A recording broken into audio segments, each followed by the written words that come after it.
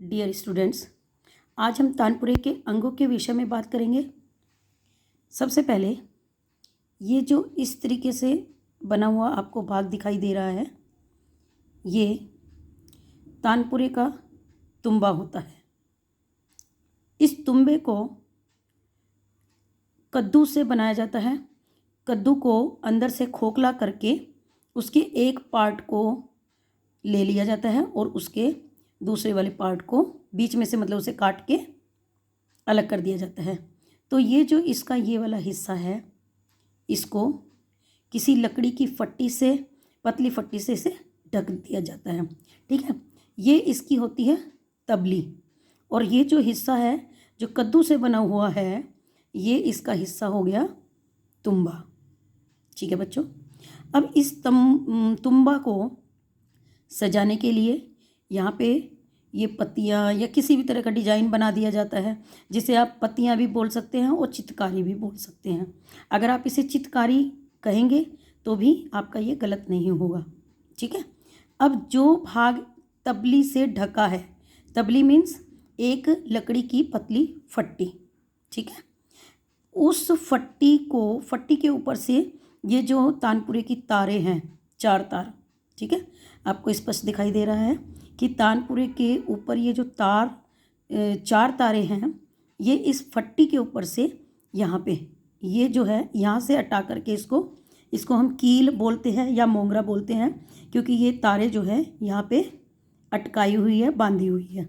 ठीक है, इस तार को इसके ऊपर से ले जाते हुए ऐसे चारों तारों को इसके ऊपर से ले जाया जा रहा है और यहाँ पर ये जो है, ये जो हिस्सा है, ये पूरा जो हिस्सा है इसका, इसे हम डांड बोलते हैं। ये भी अंदर से खोखला होता है। ठीक है, इस हिस्से को हम डांड बोलते हैं, यानी कि तबली से होता हुआ पूरा डांड को कवर करता हुआ ये यहाँ पर तारे आकर रुकती हैं। अब इसमें आपको दिखाई दे रही होंगी छोटी छोटी खूंटियाँ। तानपुरे में 4 खूंटियाँ होती हैं, क्योंकि 4 तार हैं और 4 ही इसकी खूंटियाँ हैं। चारों तारों को इन खूंटियों से बांध दिया जाता है और ये जो खूंटियाँ हैं, आप इसे रोल भी कर सकते हो, इसे टाइट भी कर सकते हो और इसे ढीला भी कर सकते हो। जब हम तानपुरे को मिलाते हैं रियाज करने के लिए, किसी स्वर से मिलाते हैं, तो हम इन खूंटियों को छोटा बड़ा या स्वर का उतार चढ़ाव हम कर सकते हैं। अगर टाइट करना है तो खूंटी को मोड़ सकते हैं, घुमा सकते हैं, और अगर ढीला करना है तो भी इसको आप दोनों तरफ से घुमा सकते हो। ठीक है, अब ये जो तार हैं बंधी हुई हैं, ये जो तारें सारी यहाँ से भी अटका दी और यहाँ पर ये खूंटियों से भी बांध दिया है। तो ये तार जो हैं यहाँ से जाती हुई यहाँ पर जाती है। तो यहाँ पे ये जो एक पतली सी फट्टी आपको दिखाई दे रही है, ये फट्टी या तो लकड़ी की फट्टी होती है छोटी सी, या फिर हाथी दांत की फट्टी होती है। ठीक है, इस फट्टी को आप ब्रिज या घुड़च भी बोलते हैं। ठीक है, या तो ब्रिज बोल दो यानी कि पुल, कि इसके ऊपर से ये तार ऐसे होकर के जा रही है। ठीक है, ये हाथी दांत की पट्टी होती है और इसके ऊपर से ये तार ऐसे लेकर जाया जाता है। अब इस घुड़च से नीचे ये छोटे छोटे आपको गोल गोल मोती दिखाई दे रहे हैं, इनको मनका बोलते हैं या मोती बोलते हैं। इनका प्रयोग स्वर का उतार चढ़ाव करने के लिए किया जाता है। ठीक है, अगर आप इसको ऊपर कर दोगे मोती को खिसका के तो टाइट हो जाएगा। ठीक है, स्वर को बढ़ाना है, घटाना है तो आप इसको ऊपर कर देंगे, घटाना है तो आप इसको इससे मोती को नीचे कर देंगे। ठीक है, तो इनका नाम मनके भी होता है और मोती होता है। ये भी मोती आपके हाथी दांत के होते हैं या असली मोती भी हो सकते हैं। ठीक है, ये आपका तुम्बा, ये आपकी तबली, ये आपके मनका या मोती, ये आपकी कील या मोंगरा, ये आपका घुड़च या ब्रिज।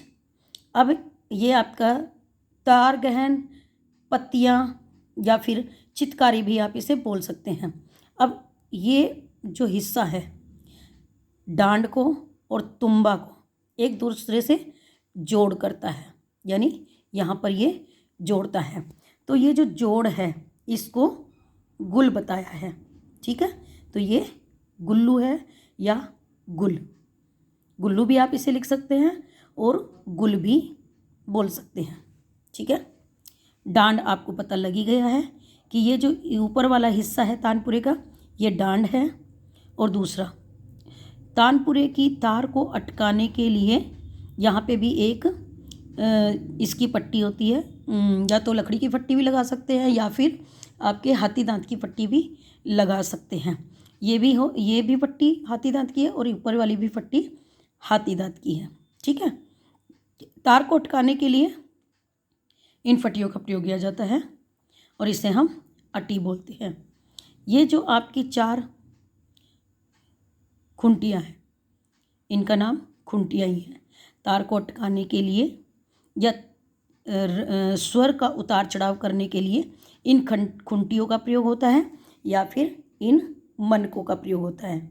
ठीक है, इनसे भी आप टाइट कर सकते हैं और इससे भी आप तार को टाइट कर सकते हैं। ठीक है, तो ये आपके तानपुरे के अंग हैं।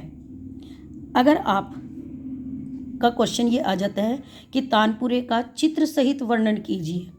अगर आप इन केस जल्दी में आप इसकी व्याख्या इस टाइप से नहीं कर सकते, हर चीज़ को आप ऐसे लिख करके नहीं बता सकते। अगर आप इसका चित्र बना देंगे और उसके बिल्कुल पार्ट्स जो हैं सही आप इसके लिख देंगे तो बेटा इसमें आपको आपके पूरे मार्क्स मिल जाएंगे। तो जिन क्वेश्चन में कोई चित्र बनाने को आ जाता है और उनके साथ में उनके नाम भी दिए होते हैं, तो कोशिश करो कि वो चित्र और उसके नाम अच्छे से आप याद करो और उसको बनाने की कोशिश करो, तो आपके मार्क्स बिल्कुल भी नहीं कटेंगे। अगर आप फिर इसको पूरा इंट्रोडक्शन इसका नहीं करते हैं तो भी हमारा काम चल जाएगा। ठीक है, अगर इससे रिलेटेड किसी को कोई भी प्रॉब्लम है तो आप मुझसे इसके बारे में पूछ सकते हैं। ठीक है, आज की वीडियो में बस इतना ही। इससे नेक्स्ट वीडियो में हम तानपुरे को मिलाने की विधि के बारे में जानेंगे। Thank you.